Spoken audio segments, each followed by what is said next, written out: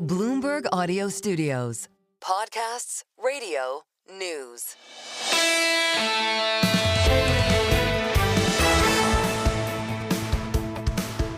Single best idea, and just a little vignette into how we do the show. The dirty secret is we do the show because our guests really like to come on. That is the foundational thing we learned over 2 decades ago, was if you make it fun and smart, Jim Bianco will get up at 6 a.m. in California when he's on vacation to do the show.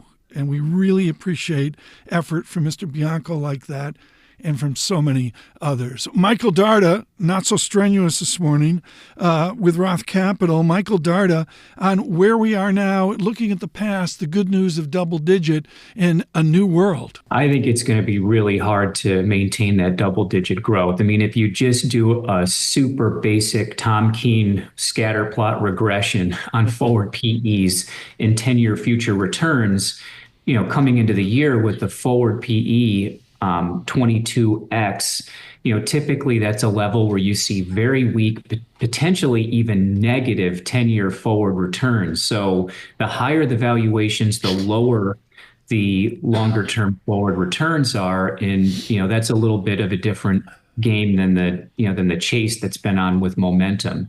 And then more broadly, I do think that these disruptions to the supply side eat away at the earnings expectations. Michael Darda there, just brilliant all throughout the entire conversation of talking about the geopolitical shocks, the international shocks, the supply side shocks, which just put a weight on everything. And of course, that mystery of where is forward GDP growth right now? Is it sub 2%? Atlanta GDP, a negative statistic right now. That's at least right now. That could subject to change as we stagger out to March 31, which is next Monday. Cam Dawson knows that. She, too, is trying to consider the uncertainties that are out there. Cam Dawson of New Edge on her double-digit take. Yeah, I think that that's very, very likely, is that we've been in this world of very strong double-digit returns the last 2 years. Investors got conditioned to expecting that, which is why you saw these estimates for 7,000 plus in the S&P 500. That's very hard to do when you start the year at 22.6 times forward earnings. You start the year at the 90th percentile of positioning. So our best case scenario for 2025 is that you get growth, upside that's equivalent to earnings growth. Okay. But that assumes that multiples stay constant. And we're not sure if you get multiples staying constant in a world where you're cutting earnings estimates and there's some risk off flavor.